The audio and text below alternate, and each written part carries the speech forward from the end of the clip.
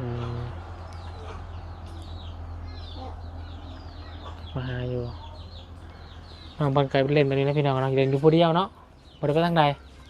หมู่คู่บ่ได้มีบ่บ่ฮะบ่โอ้ยหมู่แต่ละมื้ออยู่แบบนี้บ่เดี๋ยวไว้ไปหาเด่นหาแอนน้ำมนต์ครูอยู่บ้านบ่ได้ไปบ่ล่ะบ่ได้ไปเลยโดยอ๋อก็เงียบเงาแล้วอันนี้เพราะว่ากายไปไกลมายามใดเห็นเฮือนน้องเพิ่นก็นี่แหละพี่น้อง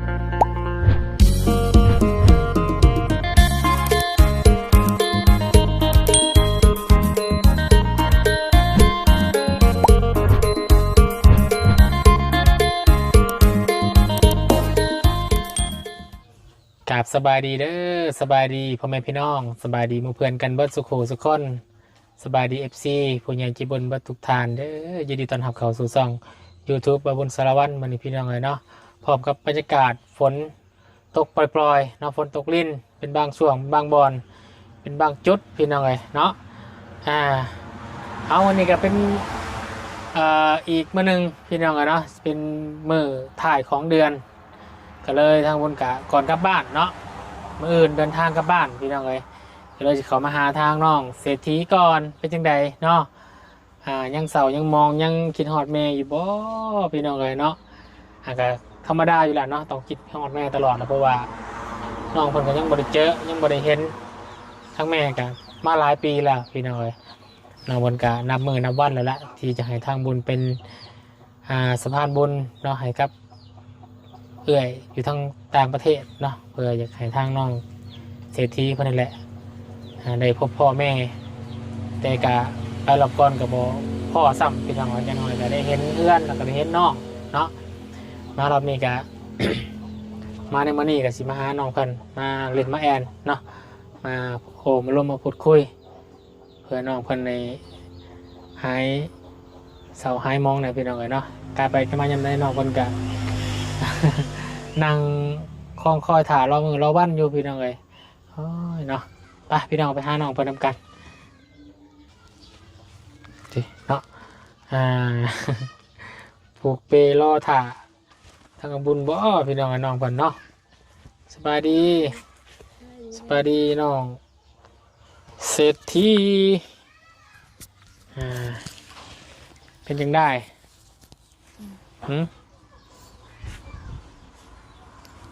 ติดต่อแม่ได้อีกแล้วบ่โดยติดต่อได้บ่โดยแม่โทรมาแม่โทรมาโดยเพิ่นว่าได้ไดแน่ฮะบ่ได้ว่าได้ใดย่าเว้านำเพิ่นบ่ได้เว้านำย่าเว้านำโดยอายะนี่บ่โดยอายะเพิ่นว่าได้ใดแน่น้องรู้บ่คิดฮอดโดยอยากมาแม่อยากมาหาบ่เลยว่าอยากให้ลูกไปหาอยากมาหาอยู่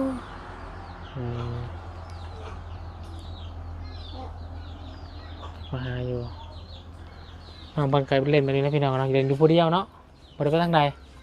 หมู่คู่บ่ได้มีบ่ฮะบ่โอ้ยหมู่แต่ละมื้ออยู่แบบนี้บ่เดี๋ยวไว้ไปหาเด่นหาแอนน้ำมนต์ครูอยู่บ้านบ่ได้ไปบ่ล่ะบ่ได้ไปเลยโดยอ๋อก็เงียบเงาแล้วอันนี้เพราะว่ากายไปไกลมายามใด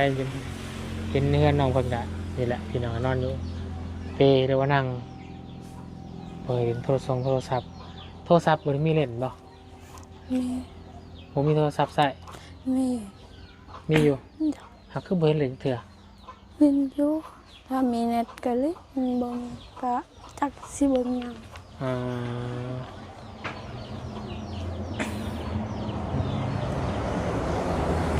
หัวเล็กน้อยชั่วโมงก็ขบวนโซนไลท์เห็นแต่โทรศัพท์นะพี่น้องมันก็น้องเพิ่นก็เป็นสาวแล้วแต่ว่าสังเกตเห็นน้องเพิ่นก็บ่ค่อยได้เล่นบ่ค่อยได้หยังนั่งเรือกันนั่ง กอดเข่าเนาะเสามองดูพี่น้องเลยใช้มีหน้าทางไหนค่ะไปหาน้องไม้โดยไปแต่โดนแล้วว่ามีน้ำไปตั้งแต่เช้า แก้วบ่ได้ไปบ่ คอยไปหาเมื่อวานนี่ไปหาตั้งแต่7-6 โมงไปฮอด2 โมงเมื่อ อืม ก็เลยไปหามีนาชอบไปหา มื้ออื่นทางน้าบ่าวสิกลับบ้านก่อนได้อมื้ออื่นเด้อ โดย มื้อบ้านก่อน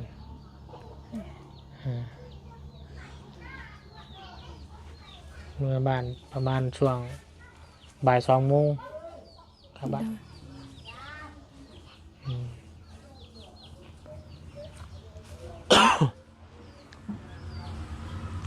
ขึ้นมารอบหน้าพุ่นแหละจังสิพาน้องไปก็แล้วกันเนาะ โดย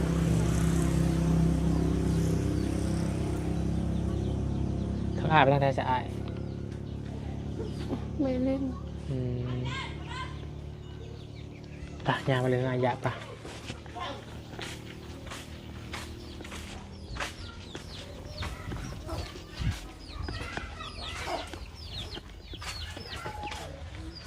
บาดีอายะอืม ได้ดูเอ้ย หน่อยอ่ามีบอลนั่งไปน้องไว้เนาะมานั่งโอลมกันอยู่ทีละตะลุมตารางโมมีตังมานั่งทีละเนาะมานั่งอยู่กกลำไยทีละพวกนั้นผูกเปอยู่นี่นี่ น้องเลย หึ น้อง ผูกเปรอถ่าประบุญบ่ ได้ ฮะนั่งไงเด้อนั่งได้บ่นี่ ได้ มั่ง บ่ขาดบ่ ขาด นี่แม่จะมาเลย โอ้ย ผมแม่นบ่แม่เจ้าจักปี นี่จ้ะ 50บ่แม่น้องนี่ได้ แม่น้องเศรษฐีนี่ ตักดูเอ้ยหลายปลาละอันแต่เฮือนเฮา ฮะ ไปแต่เฮือนเฮานี่น้าลกลก นี่แม่เจ้า แม่ บ่แม่น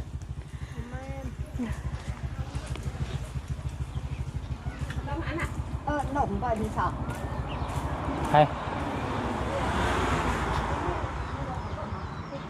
พี่น้องเอื้อย พี่น้องเอื้อย โดย อืม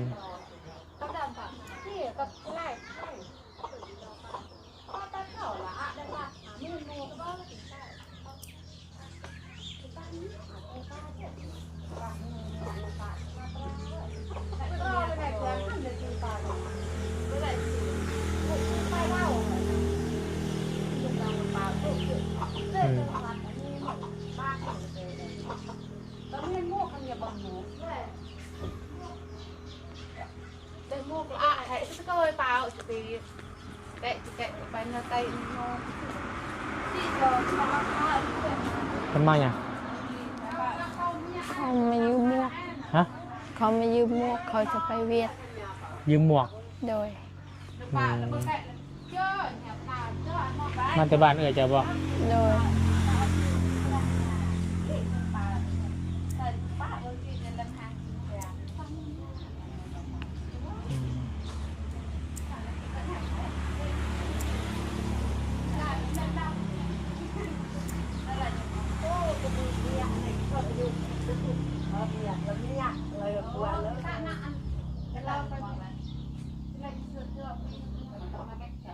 อย่างจราจรนะเนาะ โดย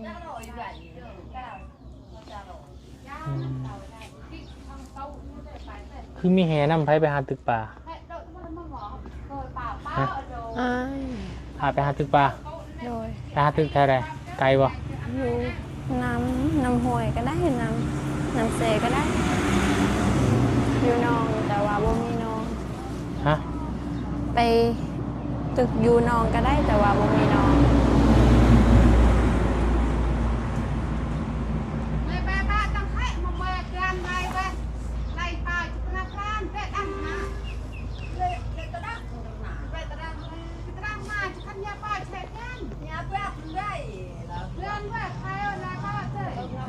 เพิ่นว่าหยัง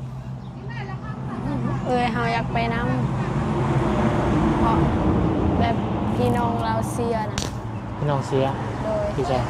และเอื้อยกะคิดฮอดอยากไปน้ำแต่ว่าบ่ฮู้ทางอยากให้โทรทัศน์ เออ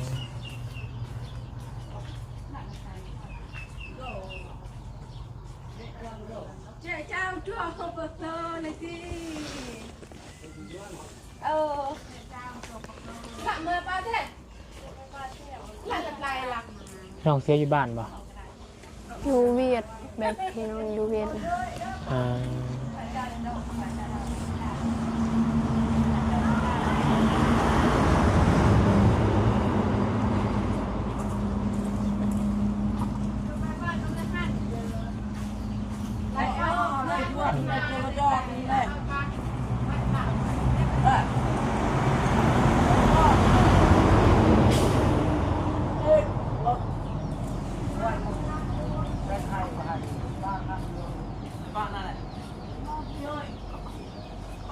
คนในบ้านนี่ก็คนในบ้านเอื้อยจะเองเลยบ่นะ โดย เออเพิ่นได้อยู่เฮือนมันเป็นระยะบ่ได้หายบ่ได้หยังบ่แม่โทรมาแต่ละเทื่อน่ะระยะบ่ได้หายบ่ บ่ อืม ยาแห้งกะอยากให้โทรกินฮอดร้าน อืมระยะก็จะถอนร้านเรานั่นเนาะร้านทรายเนาะ โดย น้องแป๊กซี่อืมเดี๋ยวนี้บ่ไปหาหน่อไม้ขายบ่จ้ะไปหาขายอยู่บ่หน่อไม้ โดย ไปยังม่วงไปนะ ไปตั้งแต่4 โมง ไกลบ่ไกลเติบแล้วเนาะ โดย มื่นหามาให้นะบุญเด้อสี่ซอยเด้อ โดย ทำไมไร แล้วน้องสีเก็บมะกรูดให้ ฮะ แล้วน้องสีเก็บดอกมะอื้อให้ ดอกมะอึ โดย มีจ้ะได้ดอกไม้ไล่นั่น มี เนี่ย ดอกนี้แล้วมังนี่นะ ได้ดอกไม้ไล่มาขายเจอกับบังมีมีบังมี มี บังมีมีบ่มีขายบ่มีบ่ โดย เพื่อนเล่าได้มีบ่เพื่อนอยู่หันมีบ่ มีปลาเฮาจักหมดแล้วโอ้โห อืมทาไม่อายเด้อ โดย มา มี ซื้อมาฝากน้องวินเนอร์ บ่ต้องซื้อก็ได้ มาฝากทางน้องวินเนอร์ก่อนซื้อซอยน้ำไม้น้ำแน่หรือว่าฝากทางในบ้านในบ้านบริมีน้ำไม้ โดย มีน้ำไม้อึดน้ำไม้ บ่ต้องซื้อก็ได้เลยนะฮะกินแล้ว เดี๋ยวนี้ชนลาก็มีแต่เอาน้ำไม้ไปขายอยู่เวียดเนาะ โดย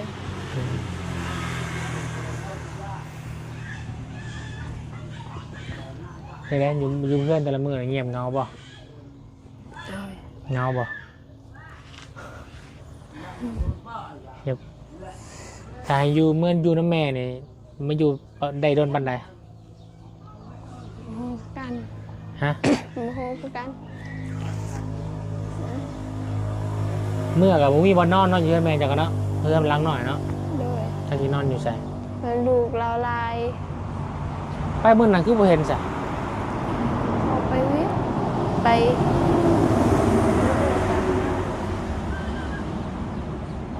ไปเมื่อนั้นบ่เห็นทางลูกเล่าใส่เห็นแต่ผู้เดียว โดย เราไปหาเล่นบ่ มาจัก อืม โอ้โหคือกัน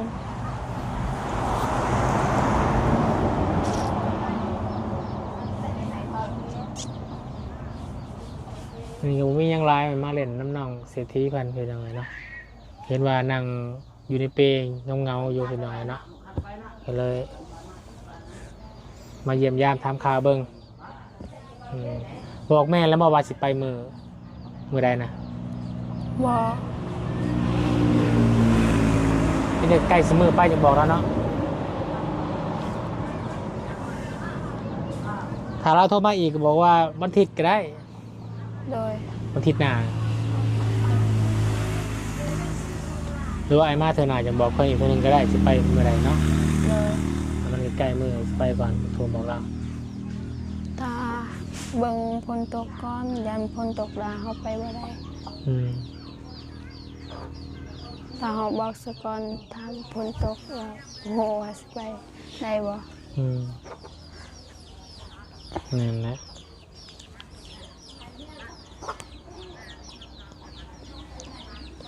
แต่ถ้าฝนฟ้าอากาศไม่มีน้ำไม่มีหยังกับทางสวนทางกับไปได้เนาะ โดย แต่ฝนตกเนี่ยไปยากได้พี่น้องเลยถนนหนทางนั่นแหละเพราะว่าเฮาไปมันขามห้วย2 ห้วยเนาะ โดย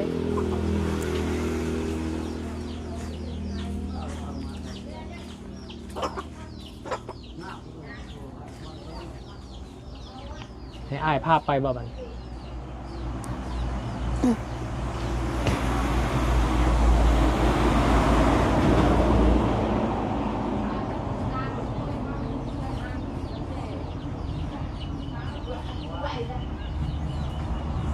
เป็ดลายเนาะเลี้ยงเป็ดลายเนาะ เป็ดเขา เป็ดไก่ไผ่นี่ เป็ดป่า ฮะ เป็ดป่าเลี้ยงซอยเลี้ยงให้เขาถ้ามันมีลูกแล้วก็แบ่งกัน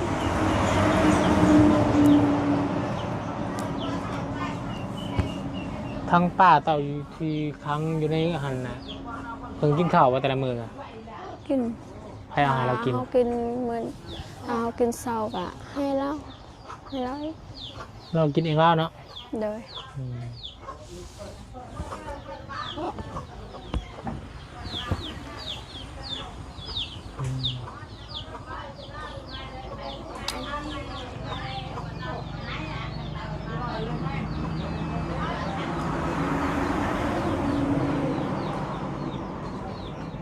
สรุปน้องสิเข้าบ่โรงเรียน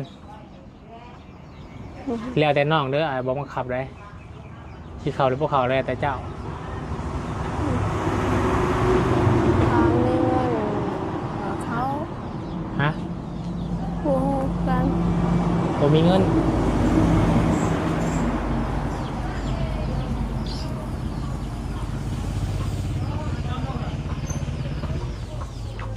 ก็มีคนส่งเสริมก็เรียนเนาะก็ว่าสิเรียนบ่อายหมู่บ่จะเข้าไปเรียนของป .3 ฮะ ฮู้คือกัน ไปแล้วเจ้าใหญ่ก็หมู่บ่แห้งแล้วหัวหน้าของเล็กน้อยหัวหน้าเล็กน้อย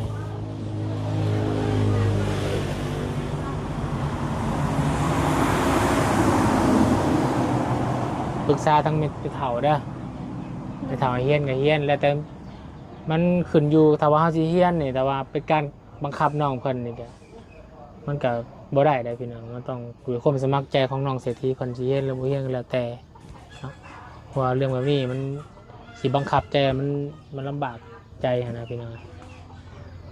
ขึ้นอยู่กับน้องเศรษฐีเพิ่นแล้วกันสิเฮียนหรือบ่เฮียนถ้าว่าเฮียนก็ทั้งเอื้อยเพิ่นว่าทั้งแม่เพิ่นอยู่ทั้งต่างประเทศเพิ่นว่าสิซอยเจ้าเนาะ โดย ซอยค่าเทอมเจ้าแหละแต่ว่าขึ้นอยู่กับเจ้าว่าเจ้าสิเฮียนได้บ่หรือว่าเฮียนต่อบ่ ความอายก่อนล่ะถ้าอายบอกว่าบ่มีเวียงหยังก็เฮ็ด แล้วก็เบิ่งในทางครอบครัวเพิ่นอีกเนาะถ้าว่ามีคนเบิ่งเฮือนเบิ่งซ่านหรือว่าเบิ่งหน่อบางหนึงเบิ่งล้ำเลนก็มันบ่ยุ่งยากในครอบครัวเฮือนก็เฮียนเนาะ โดย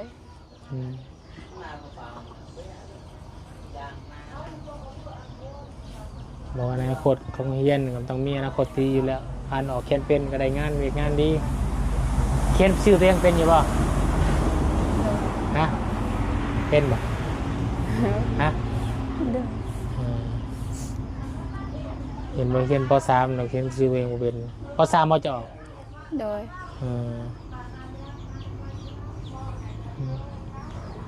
ตอนนั้นน่ะเรียนคาดแน่เพราะว่ามันมีเวียกหลาย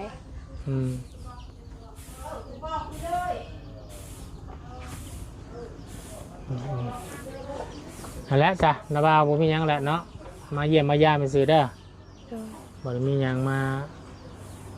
เวียกหยังดอกมีแต่เยี่ยมยามน้องเพิ่นซื่อๆมื้อนี้เดี๋ยวสิกลับบ้านหาหน่อไม้ครับนะให้ไปถ่ายเด้อไปซื้อซอยกับของมีเด้อของมีจักหน่วยหนึงก็ได้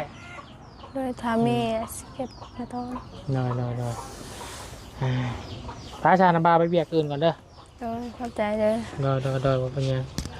เยี่ยมมายามน้องเพิ่นซื่อมื้อนี้พี่น้องเอ้ยเนาะ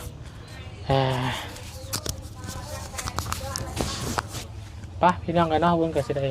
ไปเวียกทางอื่นต่อก่อนเนาะน้องให้กำลังใจน้องเสียทีคือเก่าวันนี้เนาะน้องเพิ่นก็บ่ได้ไปเล่นทางใดเลยพี่น้องบ่มีหมู่มีพวกซับเนาะ